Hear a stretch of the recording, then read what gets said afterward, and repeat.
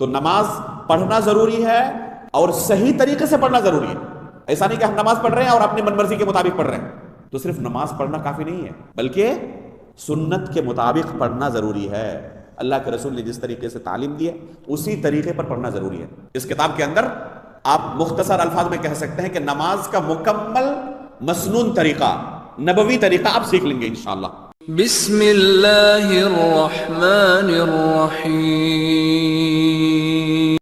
ان الحمد للہ نحمده ونستعینه ونستغفره ونعوذ باللہ من شرور انفسنا ومن سیئات اعمالنا من يهده الله فلا مضل له ومن يضلل فلا هادي له واشهد ان لا اله الا الله وحده لا شريك له واشهد ان محمدا عبده ورسوله. يا ايها الذين امنوا اتقوا الله حق تقاته ولا تموتن الا وانتم مسلمون.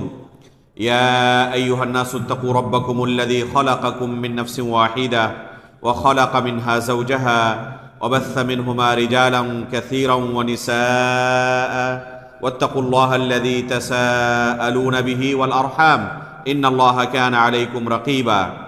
يا ايها الذين امنوا اتقوا الله وقولوا قولا سديدا يصلح لكم اعمالكم ويغفر لكم ذنوبكم ومن يطع الله ورسوله فقد فاز فوزا عظيما.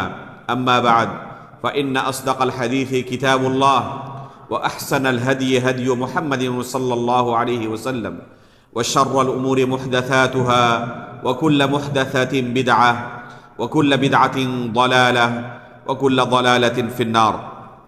محترم و مکرم حاضرین مجلس، گزشتہ درس میں آپ کے سامنے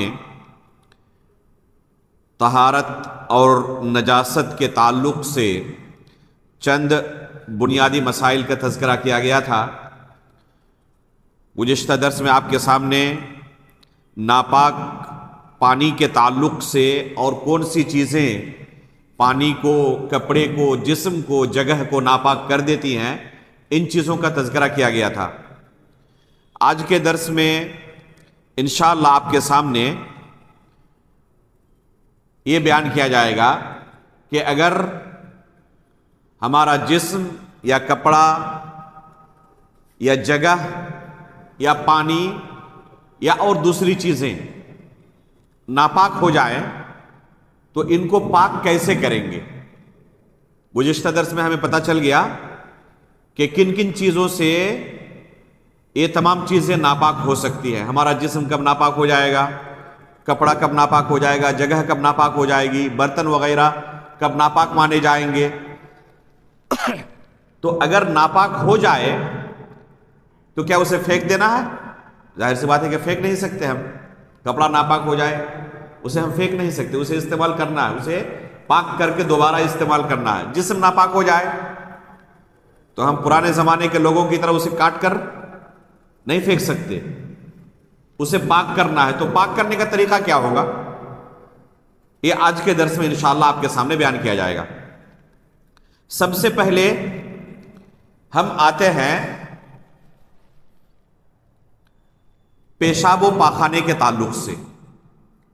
اگر پیشاب و پاخانہ لگ جائے تو اسے کیسے پاک کیا جائے گا. پیشاب و پاخانہ کی وجہ سے ناپاک ہونے کا سب سے زیادہ امکان کس وقت ہے؟ جب انسان کو قضاء حاجت کی ضرورت پڑے. روزانہ انسان کو کئی بار قضاء حاجت کی ضرورت پڑتی ہے، استنجا کی ضرورت پڑتی ہے روزانہ. یہ انسان کے ساتھ اللہ رب العالمین نے اسے جاری کر دیا ہے. کوئی انسان ایسا دنیا میں نہیں ملے گا جسے قضاء حاجت کی ضرورت نہ پڑتی ہو. تو اب کیسے وہ اپنے آپ کو پاک کرے گا ناپاک ہونے کے بعد؟ اس کا طریقہ یہ ہے کہ اسے پانی کے ذریعے یا پتھر کے ذریعے یا ٹیشو پیپر وغیرہ کے ذریعے پاک کر سکتا ہے. قضاء حاجت کے بعد، چاہے پیشاب کے بعد ہو یا پاخانے کے بعد ہو، دونوں کے بعد آپ پانی استعمال کر سکتے ہیں، اور یہ سب سے افضل طریقہ ہے اگر پانی استعمال کرنے کی قدرت ہو تو۔ بسا اوقات ہو سکتا ہے کہ پانی موجود ہی نہ ہو، کوئی فلائٹ میں ہے اور پانی استعمال کرنے کی اجازت نہیں ہے، یا اور کسی جگہ پر ہے جہاں پر پانی اس کے پاس موجود ہی نہیں ہے، اور وہاں پر بھی اسے قضاء حاجت کی ضرورت پڑ سکتی ہے، کیا کرے گا پھر وہ؟ نماز پڑھنا بھی ہے اسے، تو وہ پتھر وغیرہ ڈھیلے وغیرہ استعمال کر سکتا ہے۔ ہو سکتا ہے کہ اس کے پاس یہ آپشن بھی نہ ہو، جیسے فلائٹ میں ٹیشو پیپر آپ استعمال کر سکتے ہیں، جائز ہے، تو اس کے کئی طریقے ہیں پاک کرنے کے۔ دلیل کیا ہے؟ پانی کی دلیل اللہ رب العالمین کا یہ قول ہے، قرآن کریم کی آیت ہے، فیہ رجال یحبون ان یتطہروا۔ اللہ رب العالمین نے اہل قباء کی تعریف کرتے ہوئے یہ آیت نازل کی۔ قباء مدینے کے اندر ایک مشہور علاقہ ہے جہاں اللہ کے رسول صلی اللہ علیہ وسلم ہجرت کرنے کے بعد سب سے پہلے جا کر اٹھے تھے مدینہ میں، اور وہاں جا کر اللہ کے رسول صلی اللہ علیہ وسلم نے سب سے پہلے یہی قیام کیا تھا۔ اس کے بعد جہاں پر آج مسجد نبوی ہے، بعد میں گئے تھے اللہ کے رسول۔ تو یہ علاقہ کیا کہلایا جاتا ہے؟ اس علاقے کو قباء کہتے ہیں۔ یہاں کے لوگوں کی اللہ رب العالمین نے تعریف کی ہے کہ یہ ڈھیلے کا استعمال کرنے کے بعد الگ سے پانی کا پھر استعمال کرتے ہیں، یعنی طہارت حاصل کرنے میں مبالغہ کرتے ہیں۔ تو اللہ رب العالمین نے اہل قباء کی تعریف کرتے ہوئے فرمایا، فیہ رجال یحبون ان یتطہروا۔ اس علاقے میں ایسے لوگ ہیں جو کیا پسند کرتے ہیں؟ ڈھیلے استعمال کرنے کے بعد پانی کا استعمال کریں۔ تو پتہ چلا کہ پانی کے ذریعے پاکی حاصل ہو جائے گی پیشاب و پاخانے سے۔ اسی طرح انس بن مالک رضی اللہ تعالی عنہ کی حدیث ہے، فرماتے ہیں، کان النبی صلی اللہ علیہ وسلم اذا خرج لحاجته اجیء انا وغلام معنا اداوة من ماء یعنی یستنجی بہ۔ فرماتے ہیں انس بن مالک رضی اللہ تعالی عنہ کہ رسول اللہ صلی اللہ علیہ وسلم جب قضاء حاجت کے لیے نکلتے تو میں اور ایک دوسرا غلام پانی کا برتن لے کر، لوٹا لے کر اللہ کے رسول صلی اللہ علیہ وسلم کے ساتھ چلتا۔ پانی کا لوٹا لے کر رسول اللہ صلی اللہ علیہ وسلم کے ساتھ ہم دونوں چلتے، اور اللہ کے رسول صلی اللہ علیہ وسلم اس پانی سے استنجا کرتے تھے، صفائی کرتے تھے پیشاب و پاخانے کے بعد۔ تو پتہ چلا کہ پانی سے صفائی ہو جائے گی اور انسان پاک ہو جائے گا۔ ابھی ہم نے کہا کہ اگر پانی نہ ہو یا ڈھیلا بھی نہ ہو، بہت سارے موقعوں پر ہو سکتا ہے کہ اس کے پاس پانی بھی نہ ہو اور پتھر وغیرہ ڈھیلے وغیرہ کا بھی استعمال نہ کر سکے، ایسے موقع پر ٹیشو پیپر وغیرہ سے بھی صفائی کر سکتا ہے، یا اسی طرح کی کوئی دوسری چیز اس کے پاس ہو تو اس سے بھی وہ صفائی کر سکتا ہے اور اس سے بھی وہ پاک ہو جائے گا۔ اس کی دلیل کیا ہے؟ اس کی دلیل ابو ہریرہ رضی اللہ تعالیٰ عنہ کی حدیث ہے، فرماتے ہیں، اتبعت النبی صلی اللہ علیہ وسلم وخرج لحاجتی فكان لا يلتفت فدنوت منه فقال ابغني احجارا استنفض بها او نحوه ولا تأتني بعظم ولا روث۔ رسول اللہ صلی اللہ علیہ وسلم کے ساتھ میں نکلا جب اللہ کے رسول قضاء حاجت کے لیے نکلے۔ کون فرما رہے ہیں؟ ابو ہریرہ رضی اللہ تعالیٰ عنہ، کہ اللہ کے رسول صلی اللہ علیہ وسلم جب قضاء حاجت کے لیے نکلے تو میں بھی اللہ کے رسول صلی اللہ علیہ وسلم کے ساتھ نکلا۔ اللہ کے رسول ادھر ادھر تاک جھانک نہیں کر رہے تھے، نظریں جھکا کر جس طرح اللہ رب العالمین نے چلنے کا حکم دیا ہے، اللہ کے رسول چل رہے تھے اور ادھر ادھر تاک جھانک نہیں کر رہے تھے۔ جب میں قریب پہنچا اللہ کے رسول کے تو اللہ کے رسول صلی اللہ علیہ وسلم نے مجھ سے کہا کہ میرے لیے پتھر ڈھونڈ کے لاؤ۔ قضاء حاجت کی اللہ کے رسول کو ضرورت پڑی تو کہا کہ میرے لیے پتھر ڈھونڈ کے لاؤ تاکہ اس سے میں صفائی کر سکوں، اس لیے اللہ کے رسول نے انہیں کہا کہ پتھر میرے لیے ڈھونڈ کے لاؤ، اور خصوصی طور پر انہیں نصیحت کی، وَلَا تَأْتِنِي بِعَظْمٍ وَلَا رَوْثٍ۔ خیال رکھنا کہ ہڈی یا گوبر نہ ہو. دو چیزوں سے منع کیا، ہڈی اور گوبر مت لانا. اس لفظ سے علماء نے استدلال کرتے ہوئے کہا ہے کہ ہڈی اور گوبر کے علاوہ اور کسی چیز سے بھی اگر پاکی حاصل کرنا ناجائز ہوتا تو اللہ کے رسول اس کا بھی تذکرہ کرتے. صرف دو چیزوں سے منع کیا، ہڈی سے اور گوبر سے. اور اس کی بھی وجہ دوسری حدیث میں آئی ہے کہ کیوں ہڈی سے منع کیا اور کیوں گوبر سے منع کیا. ہڈی سے اس لیے منع کیا فَإِنَّهَا زَادُ إِخْوَانِكُم مِّنَ الْجِنِّ، یہ تمہارے بھائی جو جنات ہیں یہ ان کے خوراک ہے. ہڈی یہ جنوں کی خوراک ہے. اللہ رب العالمین نے جنوں کے لیے یہی خوراک تیار کی ہے. جن ہڈیاں کھاتے ہیں، اور یہ مناسب نہیں ہے کہ ہم اپنے بھائی جنوں کے خوراک کو کیا کریں، گندا کر دیں.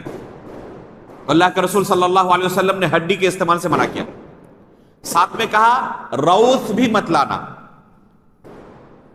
کیونکہ وہ فی نفس ہی کیا ہے، ناپاک ہے. فی نفس ہی ناپاک ہے. اگر وہ غیر معقول اللحم کا ہو، معقول اللحم کا بھی ہو، پھر بھی اس سے ناپاک، اس سے پاکی حاصل نہیں ہو پائے گی. اس کو کیسے استعمال کیا جائے گا پاکی حاصل کرنے کے لیے؟ اس لیے اللہ کے رسول نے صرف دو چیزوں سے منع کیا ہے، ایک ہے ہڈی اور دوسرے گوبر سے. ان دو چیزوں کے علاوہ کسی کا بھی استعمال کیا جا سکتا ہے جس سے آپ صفائی کر سکیں. اور اس میں بدرجہ اولا کیا ہے؟ بدرجہ اولا ٹیشو پیپر ہے یا رومال ہے یا کوئی کپڑا ہے. ان چیزوں کا استعمال کیا جا سکتا ہے، کوئی حرج نہیں ہے. اگر یہی ناپاکی، یہی پاخانہ جوتے میں لگ جائے تو اس کے پاک کرنے کا کیا طریقہ ہوگا؟ اس کے پاک کرنے کا طریقہ الگ ہے. ابھی ہم نے کہا کہ اگر جسم میں لگا ہوا ہو تو اسے یا تو پانی سے آپ دھل لیں یا پتھر سے یا ٹیشو پیپر سے. لیکن اگر جوتے میں لگا ہوا ہو تو اس کے لیے شریعت کی طرف سے رخصت ہے، اس میں تخفیف آئی ہوئی ہے. اللہ کے رسول صلی اللہ علیہ وسلم کا ارشاد ہے اذا وطی احدکم بنعلیہ اذن فإن التراب له طہور، کہ اگر کوئی شخص تم میں سے اپنے جوتے سے کسی پاخانے کے اوپر چلے تو پھر آگے کی پاک زمین اس جوتے کو پاک کر دے گی. ابھی کوئی چل رہا ہے اور اس کا جوتا کسی پاخانے کے اوپر گر گیا، ناپاک ہو گیا. وہ آگے جو پاک زمین پر وہ چلے گا تو وہ پاک زمین کے ساتھ اس جوتے کے گھسنے کی وجہ سے یہ جوتا اب پاک ہو جائے گا، اب اس کو پاک مانا جائے گا. تو اس میں طہارت میں شریعت کی طرف سے تخفیف آئی ہے. اسے دھلنا ضروری نہیں ہے یا ٹیشو پیپر سے صاف کرنا شریعت نے اسے ضروری قرار نہیں دیا ہے. جوتے کا جو حکم ہے وہی موزے کا بھی حکم ہے. کون سا موزہ؟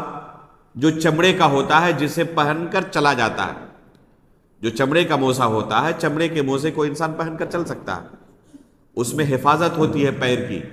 تو جس طرح جوتے سے جوتے کے اندر اگر لگ جائے ناپاکی تو آگے کی پاک زمین اسے پاک کر دیتی ہے، اسی طرح چمڑے کا موزہ ہو تو اسے بھی آگے کی پاک زمین پاک کر دے گی. اس کی دلیل کیا ہے؟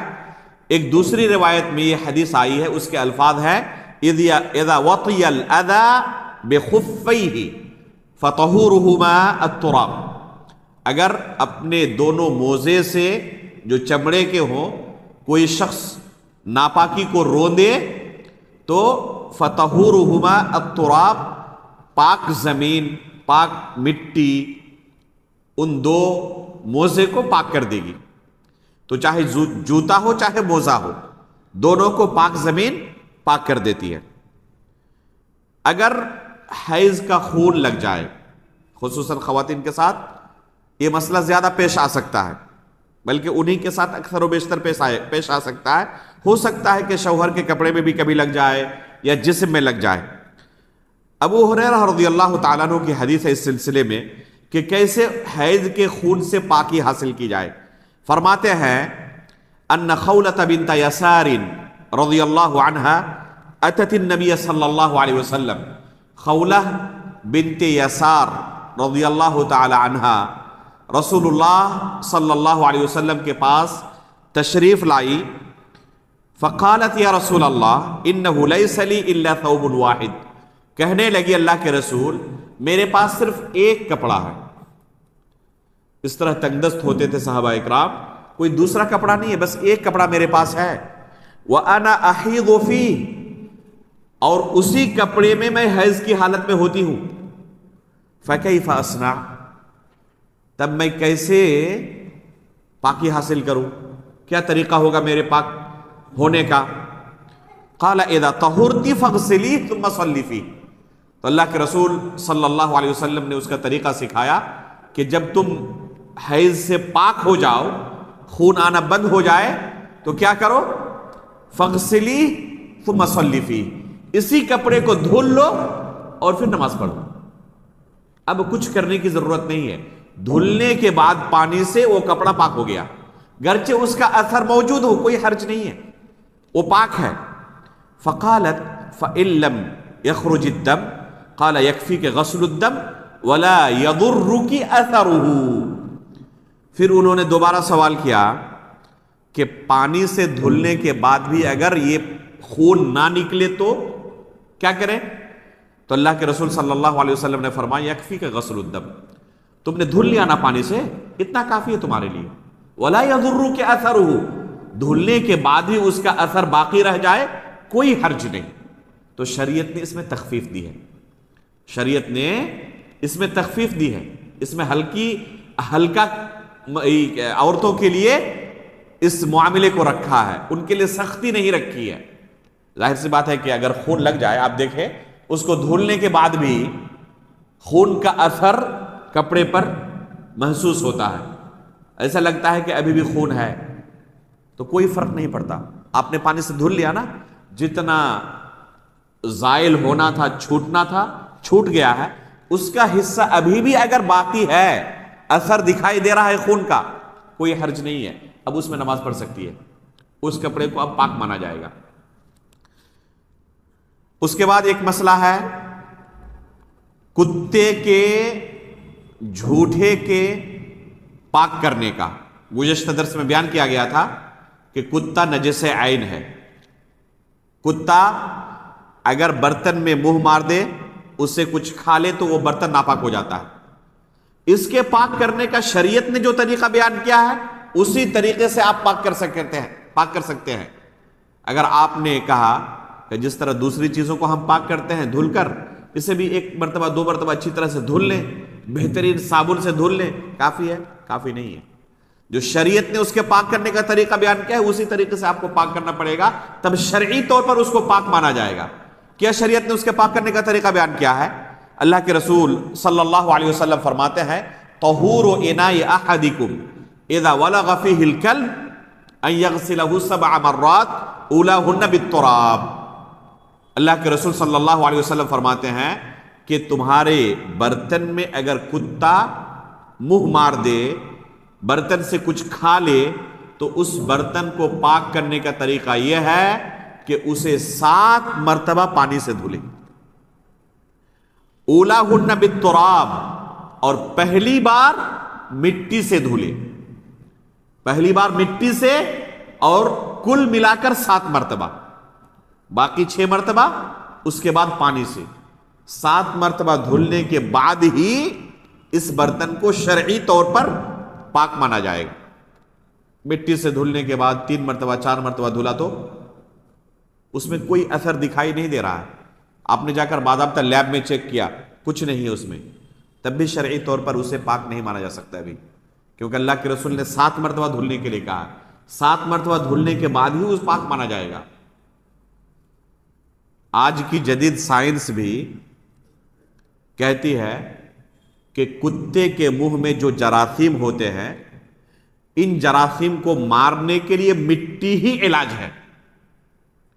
مٹی کے اندر جو اللہ رب العالمین نے صفت رکھی ہے، ان جراثیم کو اس مٹی سے ہی ختم کیا جا سکتا.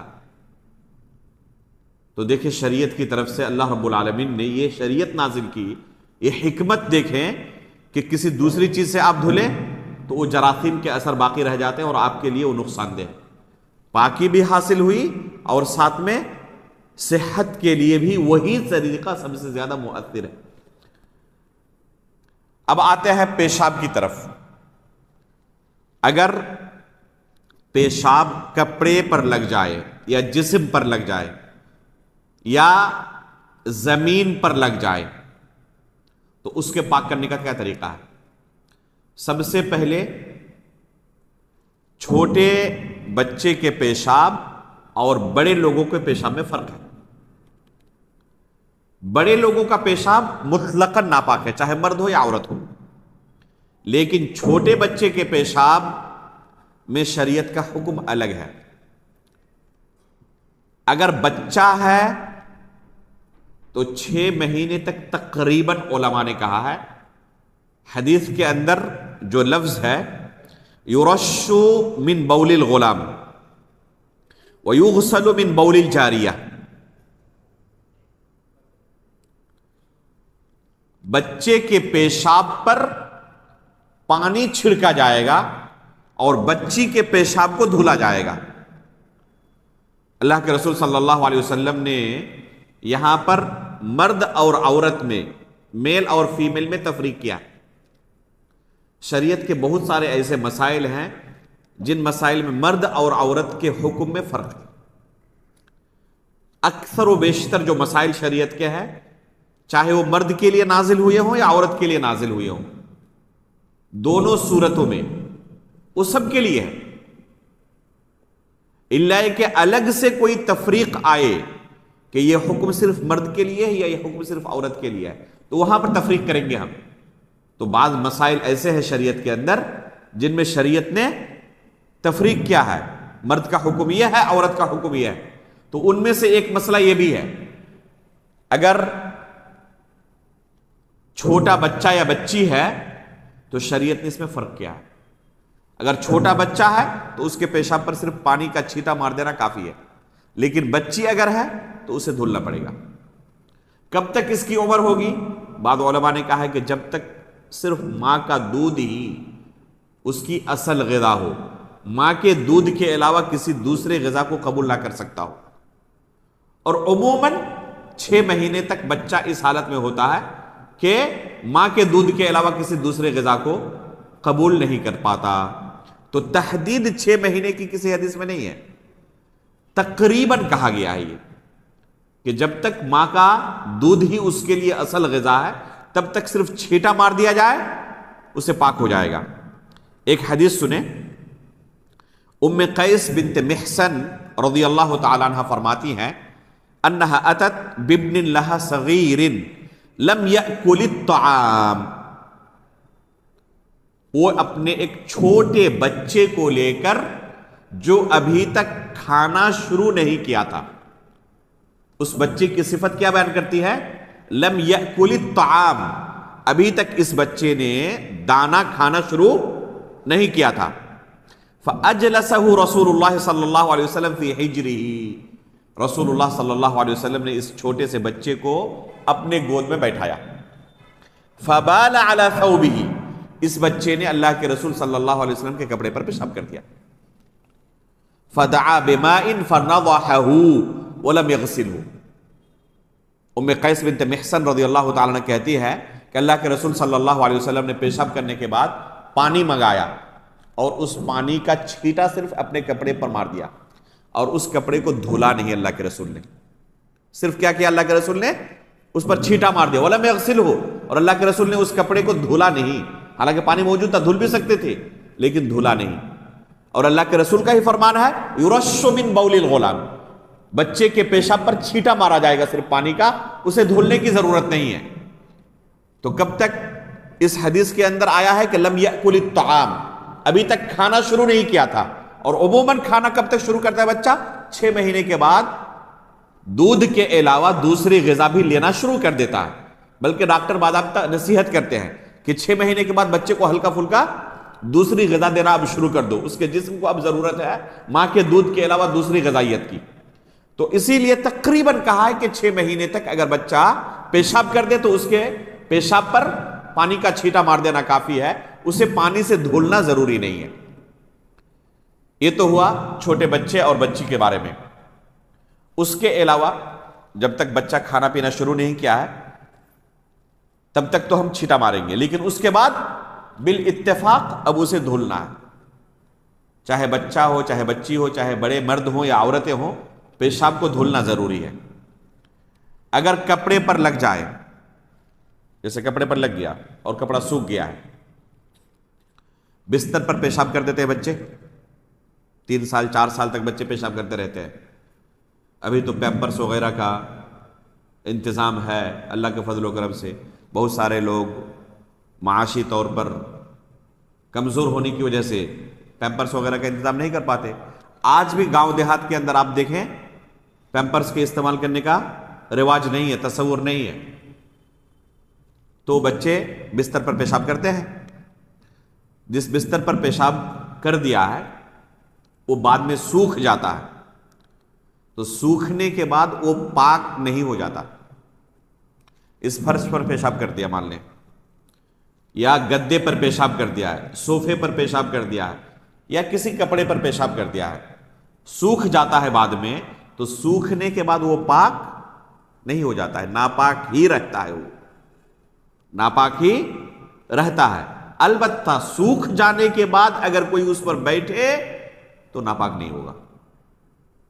اس پر کسی نے پیشاب کر دیا، سوکھ گیا ہی، اب اس پر کوئی بیٹھ رہا ہے تو کیا وہ ناپاک ہو جائے گا؟ ناپاک نہیں ہوگا۔ البتہ اس پر نماز نہیں پڑھ سکتے جب تک آپ اس کو نہ دھلیں، جب تک اس کے اثر کو زائل نہ کریں تب تک آپ اس پر نماز نہیں پڑھ سکتے، اسے دھلنا ضروری ہے۔ زمین پر اگر پیشاب کر دے تو، زمین پر پیشاب کر دے تو اس کا مسئلہ الگ ہے، صرف اس میں پانی بہا دے کافی ہے۔ اور اس کی دلیل گزشتہ درس میں جو حدیث پیش کی گئی تھی آپ کے سامنے، ایک صحابی رسول جو دیہات سے تعلق رکھتے تھے، شہر کی تہذیب و ثقافت سے واقف نہیں تھے، مسجد کے اندر پیشاب کرنا شروع کر دیا۔ صحابہ اکرام نے ڈانٹا، اللہ کے رسول نے منع کیا۔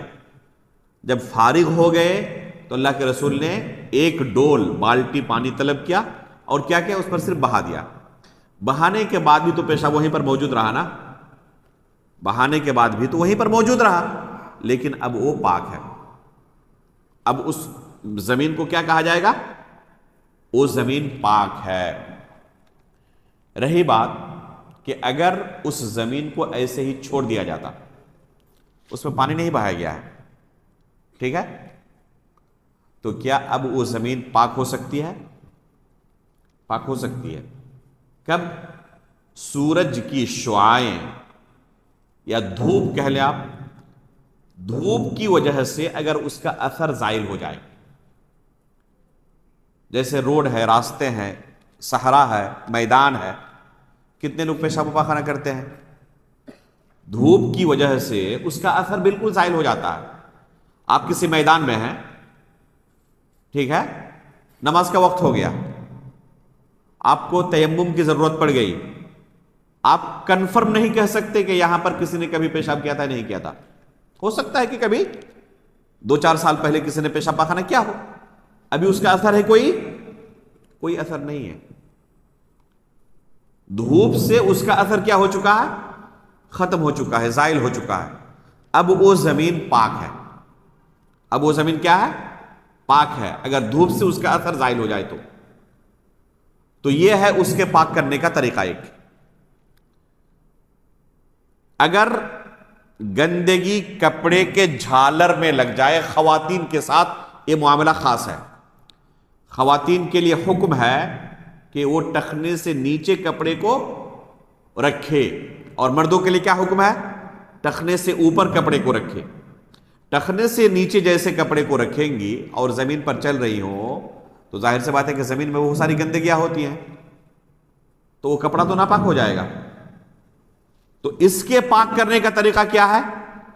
آگے جو پاک زمین پر وہ چلے گی، اس پاک زمین سے اس کپڑے کے گھسنے کی وجہ سے یہ کپڑا پاک ہو جائے گا۔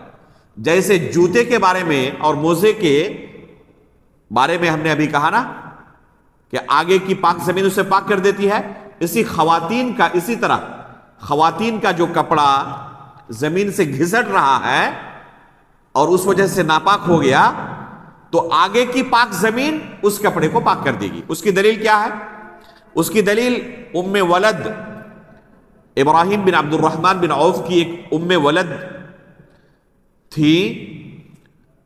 انہوں نے ام سلمہ رضی اللہ تعالی عنہا سے پوچھا انی امرأۃ اطیل ذیلی وامشی فی المکان القذر. انہوں نے ام سلمہ رضی اللہ تعالی عنہا سے کہا کہ میں کافی زیادہ گھسیٹ کر کپڑے کو رکھتی ہوں اور چلتی ہوں. میرے جھالر جو ہوتے ہیں کپڑے کے کافی لمبے ہوتے ہیں اور زمین پر گھسٹتے رہتے ہیں اور اسی طرح کے کپڑے سے میں زمین پر چلتی رہتی ہوں. یہاں تک کہ میرا گزر نہ گندگی کی جگہ سے بھی ہوتا ہے. کوئی جگہ گندی ہے، ناپاک ہے، اور اس گندی اور ناپاک جگہ سے بھی میرا گزر ہوتا ہے. تو ظاہر سی بات ہے کہ کپڑے اگر بہت زیادہ لمبے ہیں تو کنفرم ناپاک ہو جائیں گے. اب کیا کروں؟ تو ام سلمہ رضی اللہ تعالیٰ عنہ نے جواب میں کیا کہا؟ قال رسول اللہ صلی اللہ علیہ وسلم یطہرہ ما بعدہ. ام سلمہ رضی اللہ تعالیٰ عنہ نے جواب میں کہا کہ اللہ کے رسول صلی اللہ علیہ وسلم کی حدیث ہے، اللہ کے رسول صلی اللہ علیہ وسلم کا فرمان ہے کہ آگے کی جو پاک زمین ہوگی اس پاک زمین پر چلنے کی وجہ سے اس کپڑے میں جو ناپاکی لگ گئی تھی وہ زمین پاک کر دے گی. تو جو جوتے کے بارے میں بیان کیا گیا وہی حکم اس کپڑے کا بھی ہے، لیکن یہ خواتین کے ساتھ خاص ہے، مردوں کے ساتھ نہیں. مردوں کے لیے جائز ہی نہیں ہے کہ ٹخنے سے نیچے اپنے کپڑے کو لٹکائے. یہ کبیرہ گناہ میں سے ہے، بلکہ اسے کہتے ہیں گناہ بے لذت. کپڑے کو ٹخنے سے نیچے لٹکانے میں کوئی لذت ملتی ہے؟ دوسری گناہیں ایسی ہیں جن میں کچھ نہ کچھ لذت ہے. جیسے کوئی شخص چوری کرے، مال ملے گا، لذت ہے. شراب پیے، گناہ ہے لیکن لذت بھی ساتھ میں ہے. زنا میں لذت ہے، اور دوسرے گناہوں میں لذت اللہ نے رکھی ہے، اس لیے شیطان بہکانے میں کامیاب ہو جاتا ہے. لیکن یہ ایسا گناہ ہے اور کبیرہ گناہ ہے جس میں کوئی لذت نہیں. تو اس کے بارے میں کہتے ہیں مشائخ کہ گناہ بے لذت ہے. یہ سخت گناہ ہے اور کوئی لذت نہیں، بس کبر کی وجہ سے، تکبر کے اظہار کی وجہ سے انسان کیا کرتا ہے، اس طرح کے کبیرہ گناہ میں ملوث ہو جاتا ہے. تو شرعاً جائز ہی نہیں ہے کسی مرد کے لیے کہ ٹخنے سے نیچے کپڑے کو لٹکائے. اس کے بعد آتے ہیں ہم ودی اور مدی کی طرف. گزشتہ درس میں بیان کیا گیا تھا ودی کسے کہتے ہیں، مدی کسے کہتے ہیں. پیشاب کے بعد جو گاڑھا مادہ نکلتا ہے پیشاب کے راستے سے اسے ودی کہتے ہیں. یہ ناپاک ہے، گزشتہ درس میں کہا گیا تھا. اور مدی کے بارے میں بھی کہا گیا تھا کہ ناپاک ہے، جو شہوت کے ساتھ نکلتا ہے. ان دونوں سے پاک کرنے کا طریقہ کیا ہے؟ اگر پیشاب کے بعد نکلا ہے تو اسے پانی سے دھلنا پڑے گا، اسے پانی سے دھلنا پڑے گا. اور اگر شہوت کے ساتھ نکلا ہے جسے مذی کہتے ہیں تو اسے بھی پانی سے دھلنا پڑے گا. البتہ کپڑے میں لگا ہوا ہو تو اس میں شریعت کی طرف سے تخفیف ہے. جسم میں لگا ہوا ہو، جیسے پیشاب کے راستے میں لگا ہوا ہوگا، اس کے آس پاس کی جگہوں پر بھی لگنے کا امکان ہے، تو جسم میں لگا ہوا ہو تو اسے پانی سے دھلنا پڑے گا، چاہے مذی ہو چاہے ودی ہو. جسم میں لگا ہو تو اسے کیا کرنا پڑے گا؟ پانی سے آپ کو دھلنا پڑے گا، تبھی وہ پاک ہوگا. لیکن کپڑے میں لگا ہوا ہو تو اس میں تخفیف ہے، اس میں پانی سے دھلنا شرط نہیں ہے، اس میں صرف پانی کا چھینٹا مار دے کافی. دلیل کیا ہے اس کی؟ سہل بن حنیف رضی اللہ تعالیٰ عنہ کی حدیث اس مسئلے کے لیے دلیل ہے.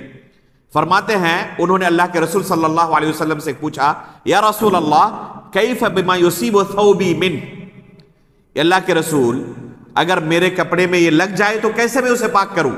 تو اللہ کے رسول صلی اللہ علیہ وسلم نے جواب میں کہا، یکفیک ان تأخذ کفا مما فَتَنْضَحُ بِهِ ثَوْبَكَ حَيْثُ تَرَى أَنَّهُ أَصَابَ مِنْهُ۔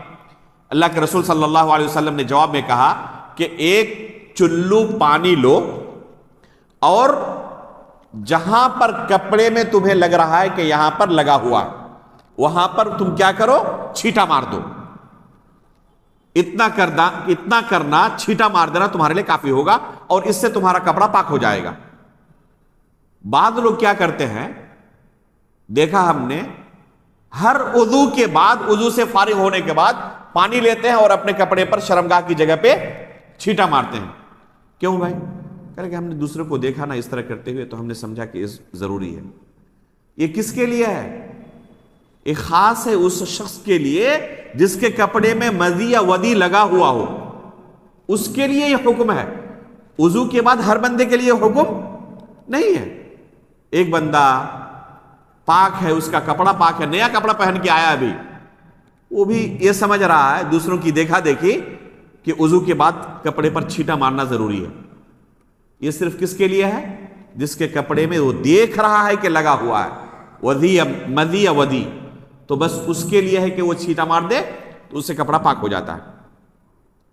اور آخری چیز ہم بیان کریں گے ناپاکی کے سلسلے میں، جسے پاک کرنے کا طریقہ کیا ہونا چاہیے، وہ ہے جلد المیتہ، یعنی مردار جانور کا چمڑا۔ گزشتہ درس میں کہا گیا تھا کہ اگر کوئی جانور بذات خود مر جائے تو کیا ہو جاتا ہے، وہ ناپاک ہو جاتا ہے۔ تو اس چمڑے کو کیسے آپ پاک کریں گے؟ اس چمڑے کے پاک کرنے کا بس شرعی طریقہ یہ ہے کہ اس کو دباغت دی جائے، دباغت سے وہ چمڑا پاک ہو جائے گا۔ دباغت کہتے ہیں کس کو ہے؟ ایک پروسیس ہوتا ہے اس چمڑے سے استفادے کا۔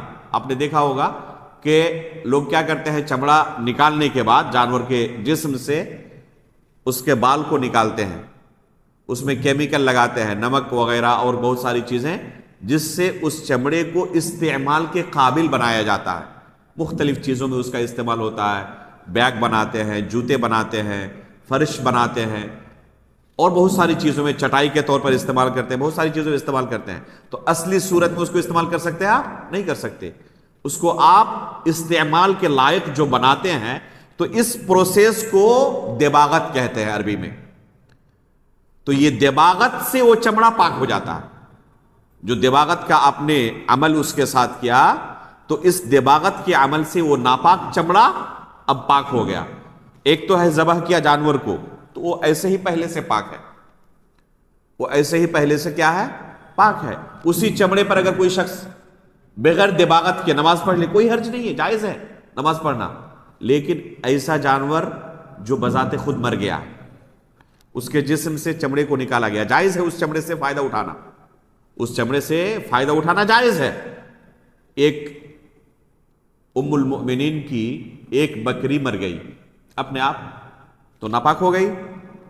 اللہ کے رسول صلی اللہ علیہ وسلم نے فرمایا هل انتفعتم بإهابها، اس کے چمڑے سے فائدہ کیوں نہیں اٹھاتے؟ تو انہوں نے کہا اللہ کے رسول یہ مردہ ہے، یہ کیسے ہم اس کو فائدہ اٹھا سکتے ہیں، یہ تو ناپاک ہے نا، جائز نہیں ہے اس کا استعمال کرنا۔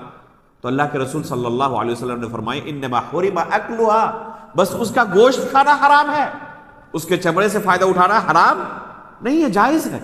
تو اگر کوئی بکری مر جائے تو اس کے چمڑے کو آپ اس کے جسم سے الگ کر کے اس چمڑے سے فائدہ اٹھا سکتے ہیں آپ۔ لیکن ابھی چونکہ وہ بکری مر چکی تھی، اس چمڑے کا حکم کیا ہے، پاک ہے یا ناپاک ہے؟ یہ ناپاک ہے۔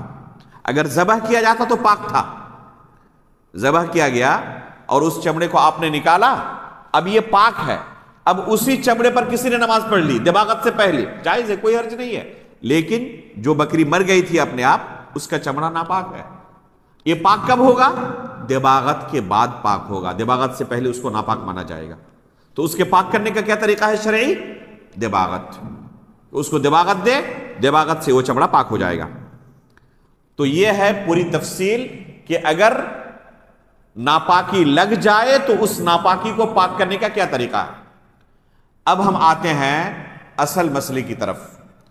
ہمیں نماز پڑھنی ہے تو ہمارا جسم پاک ہونا چاہیے اور ہمیں باوضو ہونا چاہیے۔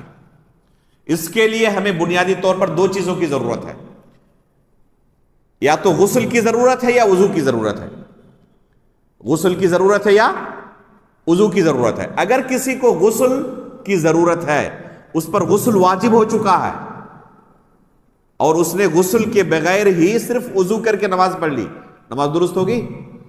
نماز درست نہیں ہوگی۔ کوئی شخص ناپاک ہے، جرمی ہو چکا ہے، یا بیوی کے ساتھ ہم بستری کی ہے، اب اس نے کیا کیا؟ بغیر غسل کے صرف وضو کیا اور نماز پڑھ لیا، اس کی نماز درست نہیں ہوگی۔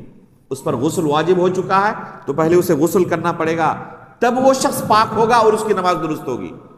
تو سب سے پہلے ہمیں یہ جاننے کی ضرورت ہے کہ کن کن چیزوں سے ایک انسان پر غسل واجب ہو جاتا ہے، کن کن چیزوں سے ایک انسان پر غسل واجب ہو جاتا ہے۔ سب سے پہلی چیز جس سے کسی انسان کے اوپر غسل واجب ہو جاتا ہے وہ ہے منی کا نکلنا۔ منی کے نکلنے کی وجہ سے غسل واجب ہو جاتا ہے، چاہے کسی بھی طرح منی نکلے، اگر منی کا خروج ہوا ہے تو غسل واجب ہو جاتا ہے، چاہے نیند کی حالت میں ہو چاہے بیداری کی حالت میں ہو، چاہے مرد سے نکلا ہو یا عورت خاتون سے نکلا ہو، دونوں صورت میں غسل واجب ہو جاتا ہے۔ بس منی کا نکلنا غسل کو واجب کر دیتا ہے۔ دلیل کیا ہے اس کی؟ ام سلمہ رضی اللہ تعالی عنہا ام المؤمنین فرماتی ہیں کہ ام سلیم رضی اللہ تعالی عنہا، جو ابو طلحہ رضی اللہ تعالی عنہ کی زوجہ محترمہ تھی، انتہائی فاضل خاتون، ام سلیم رضی اللہ تعالی عنہا، ان کی سیرت پڑھنے کے لائق ہے، بہت سارے دروس اور نصیحت کی چیزیں ام سلیم رضی اللہ تعالی عنہ کی زندگی میں ہیں۔ یہ کون ہے ام سلیم؟ انس رضی اللہ تعالی عنہ کی والدہ ام سلیم انس بن مالک رضی اللہ تعالی عنہ کی کیا ہے؟ والدہ ہے۔ انس بن مالک رضی اللہ تعالی عنہ بہت ساری حدیثیں اپنے والدہ سے بھی روایت کرتے ہیں۔ یہ خاتون بڑی مبارک خاتون ہے، اللہ کے رسول صلی اللہ علیہ وسلم کو انہوں نے انس بن مالک رضی اللہ تعالیٰ عنہ کو خدمت کے لیے دیا۔ ابو طلحہ رضی اللہ تعالیٰ عنہ سے ان کی شادی ہوئی، اور شادی کا قصہ بھی بڑا معروف ہے۔ انہی سے ایک بچہ ہوا تھا جس پر صبر کی ہوئی تھی۔ سفر پر گئے ابو طلحہ رضی اللہ تعالیٰ عنہ، بعد میں جب واپس آئے تو بچے کی وفات ہو چکی تھی اور اپنے شوہر کو خبر نہیں کیا، ہم بستری کی، بعد میں اپنے شوہر کو خبر کرتی ہے۔ جب پوچھتے ہیں کہ بچہ کہاں ہے تو کہتی ہے کیا کہ اگر کوئی شخص آپ کے پاس کوئی امانت رکھ کے جائے اور اپنی امانت واپس طلب کرے تو کیا اسے روکنے کا کوئی حق آپ کے پاس ہے؟ کہ بالکل نہیں، کیونکہ اللہ رب العالمین نے بچے کو ہمارے پاس امانت کے طور پر رکھا تھا، اس نے اپنی امانت واپس لے لی۔ تو یہ صابرہ خاتون تھی، ان کی سیرت پڑھنے کے لائق ہے۔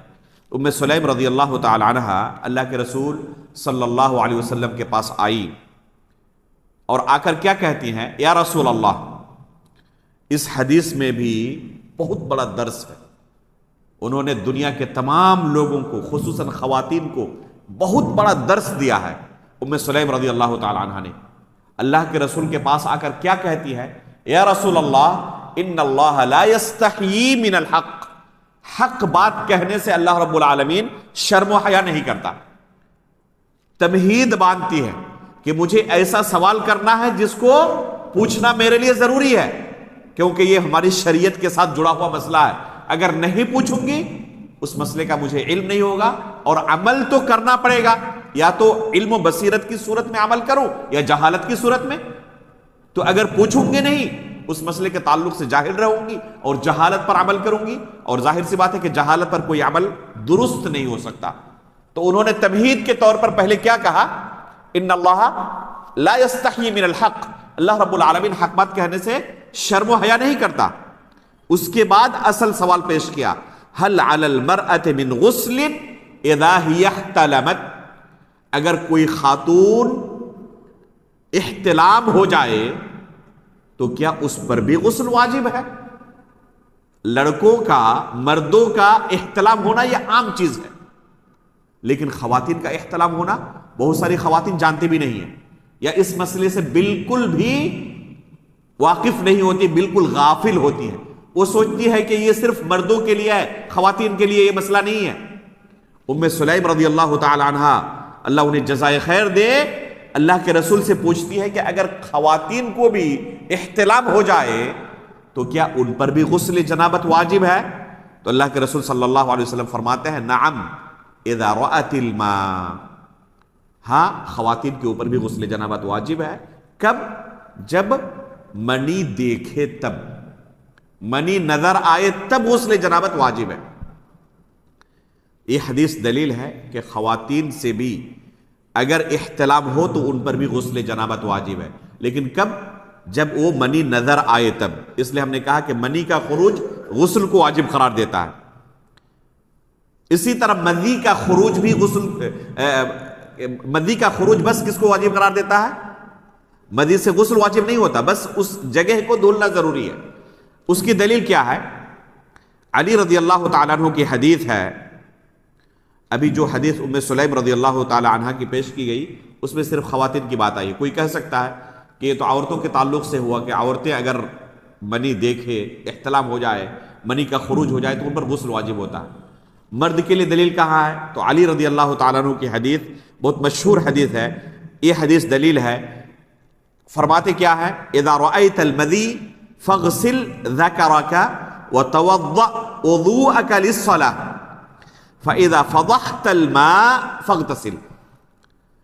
فرماتے ہیں کہ اگر تم مزی کو دیکھو تو بس اپنے پیشاب کے راستے کو پانی سے دھل لو، اور جس طرح نماز کے لیے وضو کرتے ہیں نماز کے لیے وضو کر لو.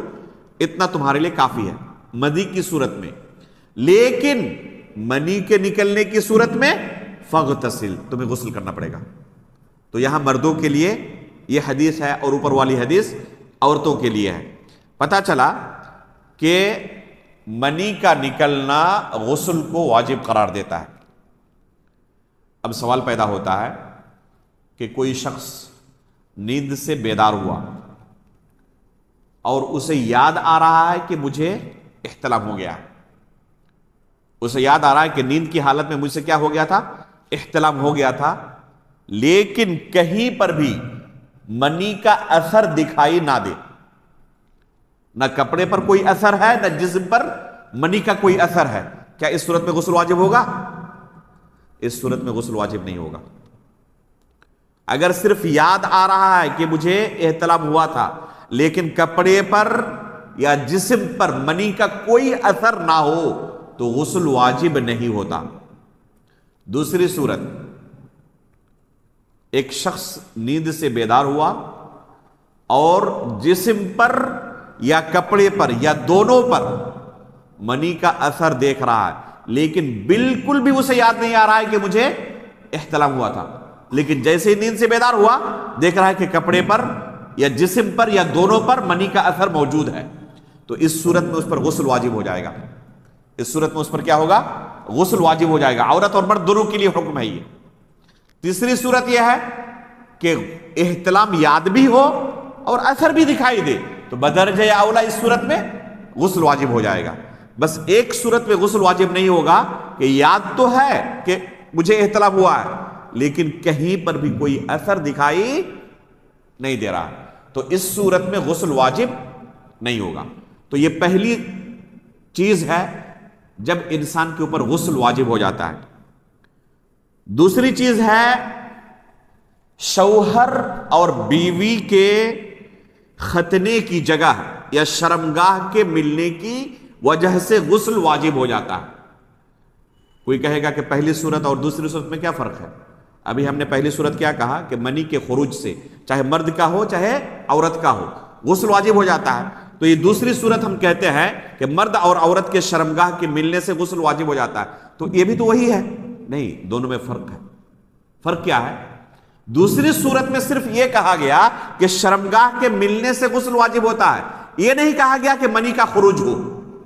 ایسا ممکن ہے کہ عورت اور مرد کا شرمگاہ آپس میں ملے لیکن منی کا خروج نہ ہو. اگر منی کا خروج نہ ہو تب بھی غسل واجب ہے، پہلی صورت میں صرف منی کے خروج کی بنا پر غسل واجب ہوا تھا، یہاں تک کہ احتلام یاد بھی ہے، منی دکھائی نہیں دے رہا، غسل واجب نہیں۔ اور دوسری صورت میں شوہر اور بیوی کے شرمگاہ آپس میں ملے ہیں، ملنا ہی صرف غسل کو واجب قرار دیتا ہے، گرچہ منی کا خروج نہ ہوا ہو، یا دونوں میں سے کسی ایک سے منی کا خروج ہوا ہو، دوسرے سے یا تو شوہر کا منی خارج ہوا ہو، بیوی کا منی خارج نہ ہوا ہو، یا بیوی کا منی خارج ہوا ہو، شوہر کا منی خارج نہ ہوا ہو، دونوں صورت میں دونوں کے اوپر غسل واجب ہو جاتا ہے۔ اس کی دلیل کیا ہے؟ عائشہ رضی اللہ تعالیٰ عنہ کی حدیث ہے، اسی طرح عبداللہ بن عمرو بن عاص رضی اللہ تعالیٰ عنہ کی حدیث ہے، مشہور حدیث ہے۔ اللہ کے رسول صلی اللہ علیہ وسلم فرماتے ہیں مس الختان الختان فقد وجب الغسل، جب مرد کا ختنہ اور عورت کا ختنہ مل جائے، لفظ اللہ کے رسول صلی اللہ علیہ وسلم نے اس کے لیے ختان کا استعمال کیا ہے۔ ختان کس کو کہتے ہیں؟ ختنے کے وقت جس چمڑے کو کاٹ کر پھینک دیا جاتا ہے اور جو حصہ باقی رہتا ہے اس کو ختنہ کہتے ہیں۔ یہ حصہ مرد اور عورت کا آپس میں مل جائے تو اس کو کہتے ہیں مس الختان، التقاء الختانین، مرد اور عورت کے ختنے کے ملنے کی وجہ سے یہ غسل واجب ہوتا ہے۔ رسول اللہ صلی اللہ علیہ وسلم فرماتے ہیں فقد وجب الغسل، تو اس صورت میں غسل واجب ہو جاتا ہے۔ عمرو بن شعیب رضی اللہ تعالیٰ عنہ، عمرو بن شعیب رحمہ اللہ اپنے والد سے اور وہ اپنے دادا سے روایت کرتے ہیں، یعنی عبداللہ بن عمرو بن عاص رضی اللہ تعالیٰ عنہ روایت کرتے ہیں، فرماتے ہیں کہ رسول اللہ صلی اللہ علیہ وسلم نے فرمایا اذا التقى الختانان وتوارت الحشفة فقد وجب الغسل، جب میاں بیوی دونوں کے ختنے کی جگہ مل جائے، دونوں کے شرمگاہ مل جائے اور پیشاب کے راستے کا مرد کا اگلا حصہ بیوی کے شرمگاہ میں داخل ہو جائے، فقد وجب الغسل، تو اس صورت میں غسل واجب ہو جاتا ہے۔ تو یہ ہے صورت غسل کے واجب ہونے کی۔ یہاں پر رسول اللہ صلی اللہ علیہ وسلم نے منی کا خروج شرط قرار نہیں دیا، اگرچہ منی کا خروج نہ ہو تب بھی یہاں پر غسل واجب ہے۔ ہو سکتا ہے کہ منی کا خروج نہ ہوا ہو، تب بھی غسل اس صورت میں واجب ہے۔ بعض لوگوں کو غلط فہمی ہوتی ہے ایک حدیث سے، الماء من الماء، ایک حدیث ہے کہ غسل منی کے خروج سے ہی واجب ہوتا ہے۔ یہ حکم شروع اسلام میں تھا، اسلام کے شروعاتی مرحلے میں جب اللہ کے رسول صلی اللہ علیہ وسلم نے لوگوں کے درمیان اسلام کا پرچار شروع کیا تو شروع اسلام میں یہ حکم تھا کہ مرد اور عورت کے ملنے سے اس وقت تک غسل واجب نہیں ہوتا جب تک کہ منی کا خروج نہ ہو۔ یہ شروع اسلام میں حکم تھا، لیکن بعد میں اس حکم کو منسوخ قرار دیا گیا اور نیا حکم شریعت کی طرف سے یہ آیا کہ شوہر اور بیوی کے صرف ختنے کی جگہ کے مل جانے سے ہی غسل واجب ہو جاتا ہے، گرچہ منی کا خروج نہ ہوا ہو۔ دونوں میں سے ایک، کسی کا بھی منی کا خروج نہ ہو یا دونوں میں سے ایک کا منی خارج ہو دوسرے کا خارج نہ ہو، دونوں صورت میں دونوں کے اوپر غسل واجب ہو جاتا ہے۔ امام نووی رحمہ اللہ فرماتے ہیں وَعْلَمْ أَنَّ الْأُمَّةَ مُجْتَمِعَةٌ الْآن عَلَى وُجُوبِ الْغُسْلِ بِالْجِمَاعِ وَإِن لَّمْ يَكُن مَّعَهُ إِنزَالٌ۔ یہ مسئلہ جو ہم نے ابھی ذکر کیا نا، خصوصی طور پر یہ کہ منی کا خروج نہ ہو اور شوہر اور بیوی کے شرمگاہ آپس میں مل جائے تو اس سے غسل واجب ہو جاتا ہے، یہ کوئی مختلفی مسئلہ نہیں ہے، متفق علیہ مسئلہ ہے۔ امام نووی رحمہ اللہ نے اس بارے میں اجماع نقل کیا ہے کہ تمام علماء کا اس بارے میں اجماع ہے، کوئی اختلاف نہیں، شوہر اور بیوی کا شرمگاہ آپس میں مل جائے گرچہ انزال نہ ہو تب بھی غسل واجب ہو جاتا ہے۔ بہت سارے لوگوں کو یہ مسئلہ معلوم نہیں ہوتا اور بہت سارے لوگ یہی غلط فہمی پالے ہوئے ہیں کہ جب تک انزال نہ ہو غسل تو واجب نہیں ہوتا، اور اس بنا پر بہت سارے لوگ اگر کبھی انزال نہ ہو تو غسل نہیں کرتے اور بغیر غسل کے نماز پڑھ لیتے ہیں۔ یہ درست نہیں ہے، جائز نہیں ہے، گرچہ انزال نہ ہو، اگر میاں بیوی کے شرمگاہ آپس میں ملے ہیں غسل واجب ہو جاتا ہے۔ تیسری چیز جس سے غسل واجب ہوتا ہے وہ ہے خواتین کے تعلق سے، خصوصی طور پر اس کا تعلق مرد سے نہیں ہے۔ وہ کیا مسئلہ ہے؟ حیض کا خون یا نفاس کا خون رک جائے اور خاتون پاک ہو جائے، حیض سے ہو یا نفاس سے ہو۔ نفاس کا خون کسے کہتے ہیں؟ ولادت کے بعد، بچے کی پیدائش کے بعد جو خون آتا ہے اس کو نفاس کہتے ہیں۔ اور ماہواری کے طور پر ہر ماہ اللہ رب العالمین نے خواتین کے لیے جو مقدر کر دیا ہے، جو خون آتا ہے اس کو حیض کہتے ہیں، جسے مینس کہتی ہیں ہمارے یہاں خواتین۔ تو یہ مینس کا خون ہو یا نفاس کا خون ہو، یہ دونوں جب آنا بند ہو جائے، رک جائے، تو اس صورت میں خاتون پر غسل واجب ہو جاتا ہے۔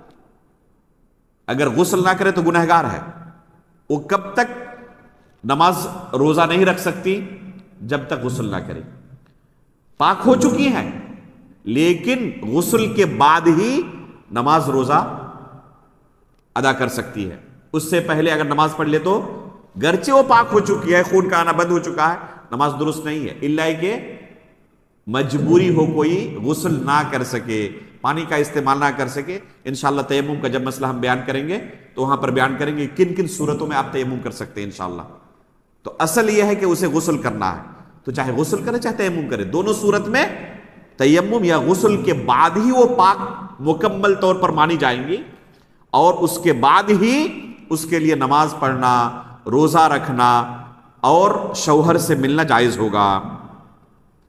اس کی دلیل مشہور آیت ہے، يسألونك عن المحيض قل هو أذى فاعتزلوا النساء في المحيض ولا تقربوهن حتى يطهرن فإذا تطهرن فأتوهن من حيث أمركم الله۔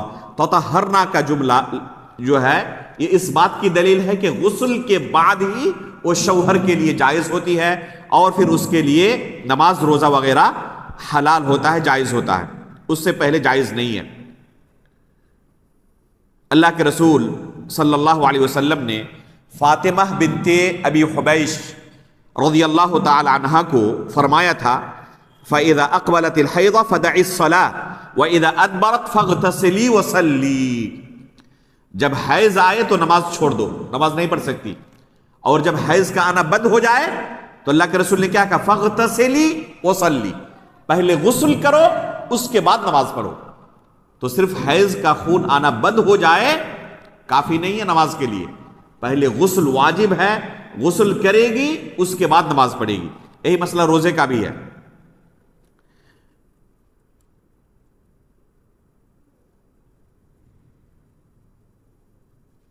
حیض اور نفاس کا حکم عمومی طور پر ایک ہے، جو حیض کا حکم ہے وہی نفاس کا حکم ہے۔ حیض اور نفاس کے حکم میں کوئی فرق نہیں ہے، البتہ حیض کی مدت بہت مختصر ہوتی ہے، 3 دن 4 دن 5 دن 6 دن 7 دن، جس خاتون کے ساتھ جو معاملہ رہے۔ نفاس کی مدت طویل ہوتی ہے، بس اوقات 15 دن 20 دن 25 دن، اس کی اکثر مدت 40 دن ہے۔ 40 دن کے بعد بھی اگر خون کا آنا جاری رہے تو وہ استحاضے کا خون ہے، وہ نفاس کا خون نہیں ہے۔ اب اس کے بعد وہ غسل کرے گی اور پھر نماز روزہ شروع کر دے گی 40 دن کے بعد۔ تو یہ تیسری چیز ہے جس سے غسل واجب ہو جاتا ہے۔ چوتھی چیز ہے موت اگر کسی کی ہو جائے تو اس میت کو غسل دینا واجب ہے۔ یہ واجب دوسرے لوگوں پر ہے، اس میت پر، وہ تو دنیا سے گزر چکا، وہ خود غسل نہیں کر سکتا، یہ دوسرے لوگوں کے حق میں ہے کہ میت کو غسل دے۔ اس کی دلیل کیا ہے؟ 2 مشہور حدیثیں ہیں۔ ایک حدیث عبداللہ بن عباس رضی اللہ تعالیٰ عنہ کی ہے، ایک شخص فرماتے ہیں کہ میدان عرفہ میں کھڑا تھا اور اپنی سواری سے گر گیا، اور اس سواری نے اسے کچل ڈالا جس سے اس کی وفات ہو گئی۔ اللہ کے رسول صلی اللہ علیہ وسلم نے اس صحابی کے بارے میں کہا اغسلوہ بماء وسدر، اس کو پانی سے اور بیر کی پتی سے غسل دو۔ پتہ چلا کہ اگر کسی کی وفات ہو جائے تو اسے غسل دینا اس کے رشتہ داروں کے لیے، دوسرے مؤمنوں کے لیے واجب ہے، ضروری ہے۔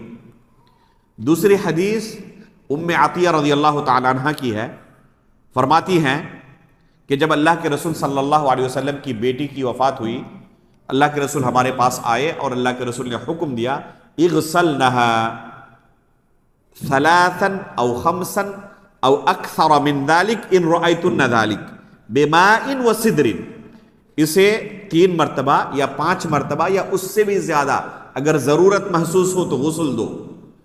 کس سے؟ بماء وسدر، پانی سے اور بیر کی پتی سے۔ تو غسل دینے کا اللہ کے رسول صلی اللہ علیہ وسلم نے مرد کو بھی حکم دیا ہے، عورت کو بھی حکم دیا ہے۔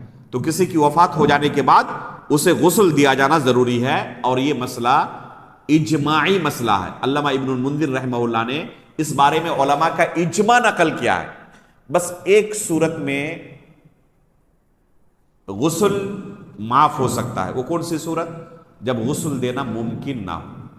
بس اوقات کیا ہوتا ہے، جسم سڑ جاتا ہے، اس حالت میں جسم ملا کہ غسل دینا ممکن نہیں ہے، مثلا روڈ ایکسیڈنٹ کی وجہ سے جسم کئی حصوں میں بٹ چکا ہے، اسے غسل دینا ممکن نہیں ہے، یا جل چکا ہے، غسل دینا ممکن نہیں ہے، یا وفات ہوئی اور پتہ نہیں چل پایا کسی کو، جسم سڑ جانے کے بعد اس سے بدبو نکلنا شروع ہو چکا ہے، اب اس کے بعد خبر ملی، اب غسل دینا ممکن نہیں ہے، تو ان صورتوں میں غسل واجب نہیں ہوتا، ساقط ہو جاتا ہے۔ اصل ہے کہ غسل دیا جائے گا اگر غسل دینا ممکن ہو، لیکن غسل دینا اگر ممکن نہ ہو تو پھر ساقط ہے یہ حکم۔ اور آخری چیز ہم کہیں گے جس صورت میں غسل واجب ہے، وہ ہے کہ کوئی شخص غیر مسلم ہو اور اسلام قبول کرے تو اس کے اوپر غسل واجب ہوتا ہے، اور اس کی دلیل ہے قیس بن عاصم رضی اللہ تعالیٰ عنہ کی حدیث کہ جب انہوں نے اسلام قبول کیا تو رسول اللہ صلی اللہ علیہ وسلم نے انہیں پانی سے اور بیر کی پتی سے غسل کرنے کا حکم دیا۔ اسی طرح ثمامہ بن اثال رضی اللہ تعالیٰ عنہ کا مشہور قصہ ہے۔ ثمامہ بن اثال رضی اللہ تعالیٰ عنہ کا واقعہ سنے ہیں؟ نہیں سنے؟ نہیں سنا آپ نے یہ نام کبھی؟ ثمامہ بن اثال رضی اللہ تعالیٰ عنہ کا مشہور قصہ، یہ یمامہ کا جو علاقہ ہے اس علاقے کے سردار تھے، آپ کہہ سکتے ہیں بادشاہ تھے، یہ کوئی عام شخص نہیں تھے۔ دشمن مسلمانوں کے ساتھ کٹر دشمنی، صحابہ کرام نے ایک مرتبہ انہیں پکڑ لیا اور پکڑ کے اللہ کے رسول صلی اللہ علیہ وسلم کا پاس لے کر آئے۔ ان کا کیا کیا جانا چاہیے؟ کٹر ہمارے دشمن ہیں، بہت زیادہ نقصان پہنچایا۔ اللہ کے رسول صلی اللہ علیہ وسلم نے کہا کیا کہ انہیں جا کے مسجد نبوی کے کھمبے سے باندھ دیں۔ اس سے پتہ چلا کہ غیر مسلم کا مسجد میں داخل ہونا جائز ہے۔ اللہ کے رسول نے غیر مسلم کو ہم کہاں باندھنے کے لیے کہا؟ مسجد کے اندر جا کر کھمبے سے باندھ دے۔ صحابہ اکرام نے باندھ دیا۔ اللہ کے رسول آئے پہلے دن اور کہا ماذا عندک یا ثمامہ، کیا حالت ہے ذرا بتائیں، آپ کے ساتھ کیا کیا جائے؟ تو انہوں نے کیا کہا؟ ان تنعم علی شاکر وان کنت تريد المال فسل تعط منه ما شئت وان تقتل ذا دم، اگر آپ مجھے قتل کریں گے تو اس کا میں مستحق ہوں، میں نے کافی آپ لوگوں کو نقصان پہنچایا ہوا۔ ایک معنی اس حدیث کا یہ کیا گیا ہے تقتل ذا دم، اگر آپ ہمیں قتل کر دیتے ہیں تو اس کا میں مستحق ہوں، میں نے بہت زیادہ آپ لوگوں کو پہلے نقصان پہنچایا ہوا ہے، تو آپ قتل کر سکتے ہیں مجھے۔ یا دوسرا معنی اس کا یہ بیان کیا گیا ہے کہ اگر آپ مجھے قتل کریں گے تو یہ نہ سمجھیں کہ میری قوم کے لوگ خاموش بیٹھے رہیں گے، جنگ چھڑ جائے گی، میں کوئی عام آدمی ہوں نہیں، میرے قتل کے بعد آپ کو بھی چین و سکون نہیں ملنے والا۔ تو دونوں معنی بیان کیا گیا، ان تقتل ذا دمین کا۔ دوسرا آپشن وَإِن تُنْعِمْ عَلَى شَاكِرٍ، اور اگر مجھے آپ رہا کر دیں، چھوڑ دیں، تو شکر گزار بندے پر آپ یہ انعام کریں گے، یعنی اس احسان کو میں بھول نہیں جاؤں گا، یہ احسان آپ کا ہمیشہ مجھے یاد رہے گا اور آپ مجھے احسان فراموش نہیں پائیں گے۔ اگر آپ نے مجھ پر احسان کر دیا اور چھوڑ دیا تو آپ مجھے احسان فراموش نہیں پائیں گے، اس احسان کا بدلہ میں احسان سے ہی دوں گا۔ وَإِن كُنْتَ تُرِيدُ الْمَالَ فَسَلْ تُعْطَ مِنْهُ مَا شِئْتَ، اور اگر آپ کو میری رہائی کے بدلے مال چاہیے تو طلب کریں، جو کچھ چاہیے دینے کی طاقت ہمارے پاس ہے، بادشاہ ہوں، مال کی کوئی کمی نہیں ہے، فراوانی ہے، جتنا چاہیں گے اتنا مال آپ کو دے دیا جائے گا۔ اللہ کے رسول نے اسی حالت میں چھوڑ دیا، انہیں چلے گئے۔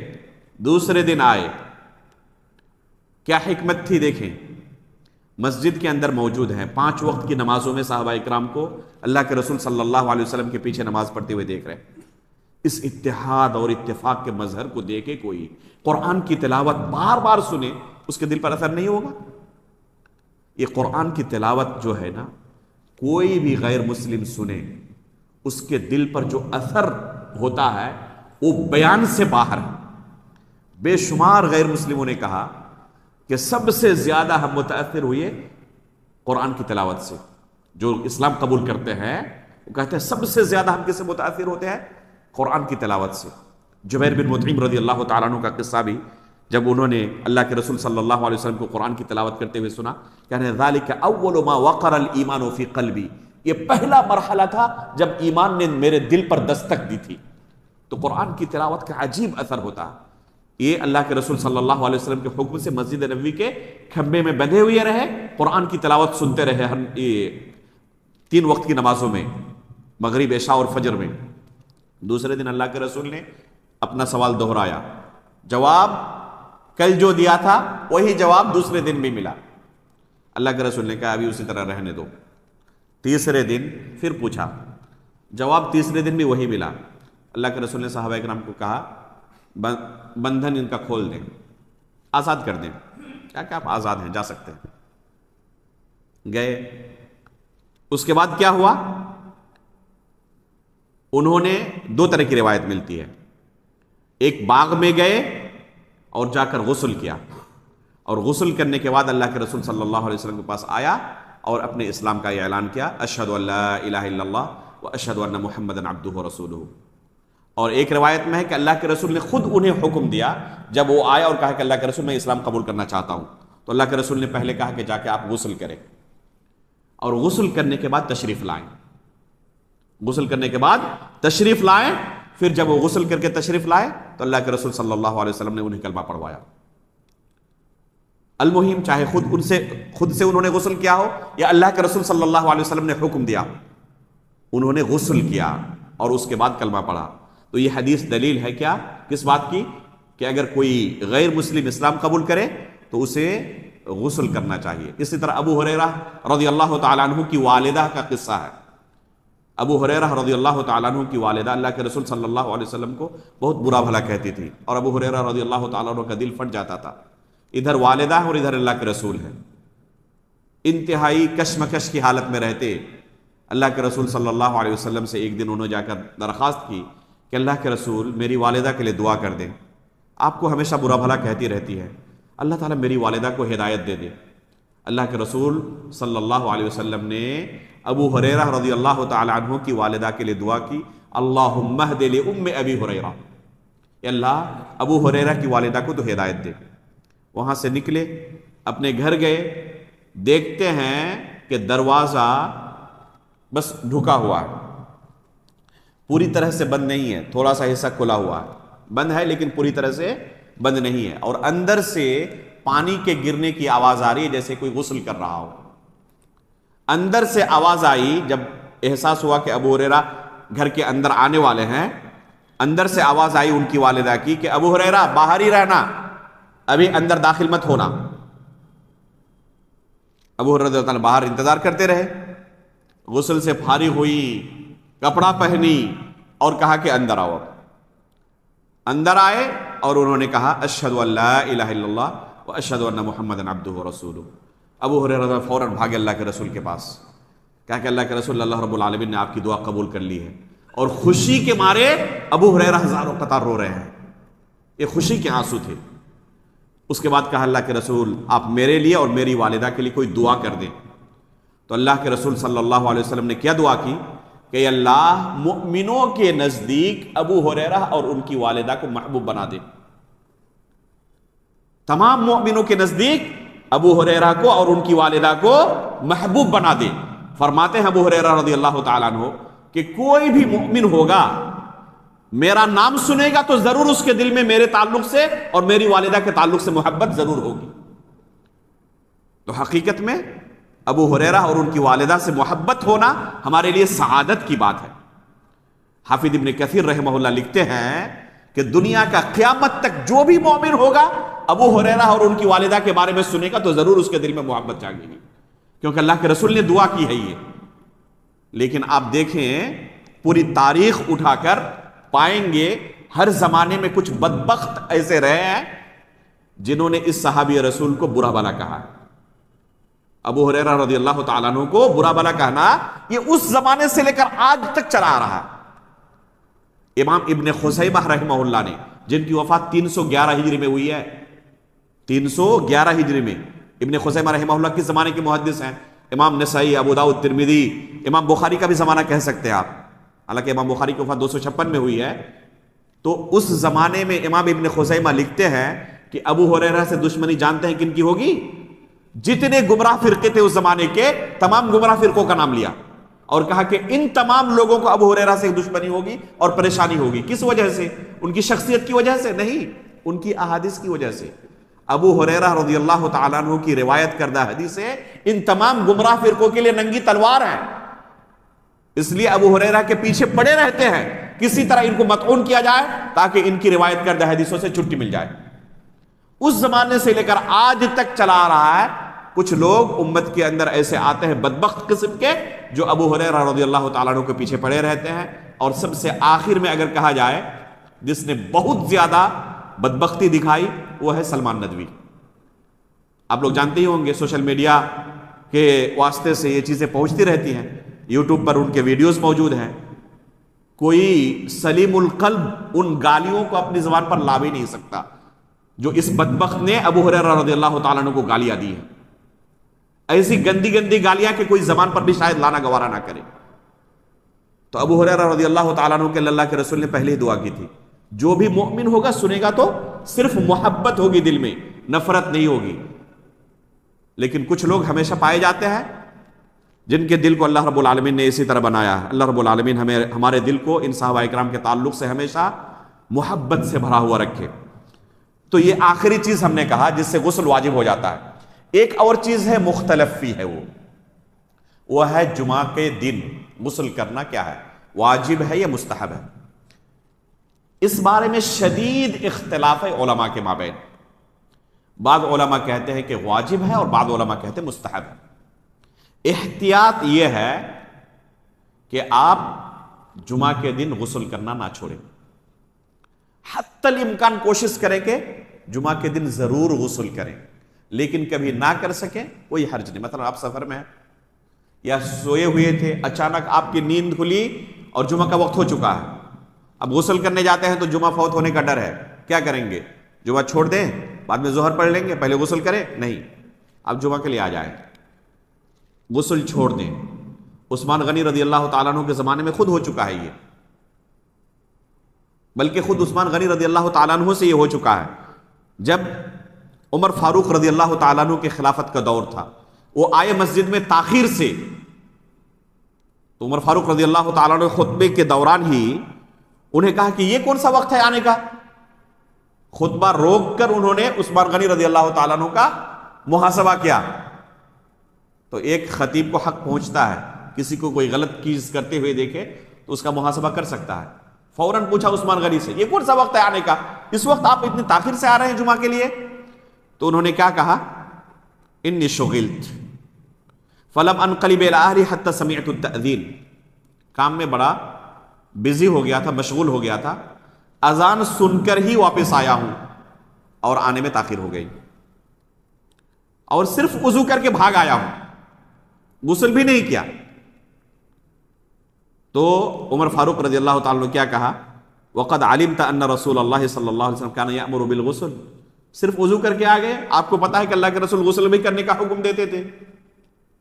یہ نہیں کہا کہ آپ صرف وضو کر کے آ چکے ہیں تو جائیں غسل کر کے آئیں، گرچہ جمعہ چھوٹ جائے، یہ حکم دیا عمر فاروق رضی اللہ تعالیٰ عنہ نے۔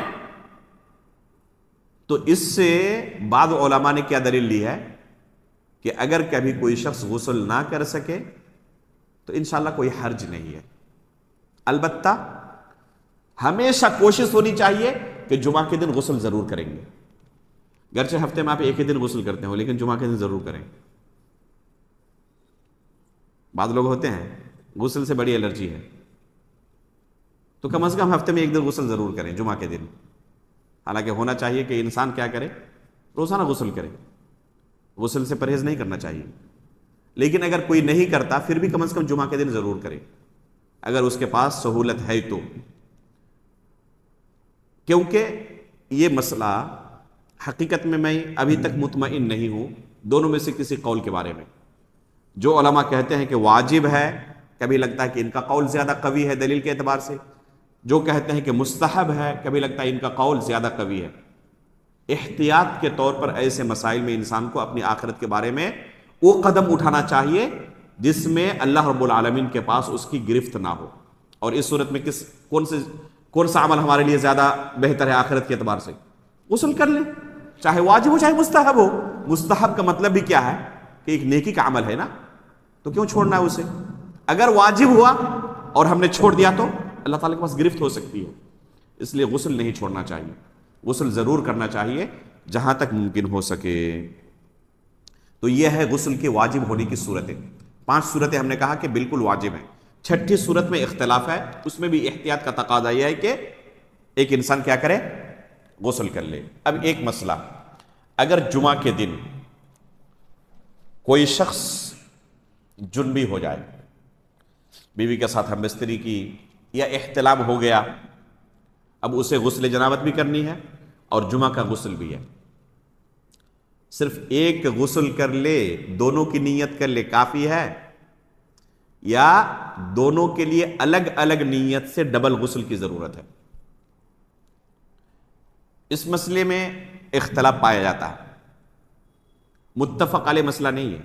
البتہ راجح یہی معلوم ہوتا ہے کہ اسے دونوں غسل کو الگ الگ کرنا پڑے گا.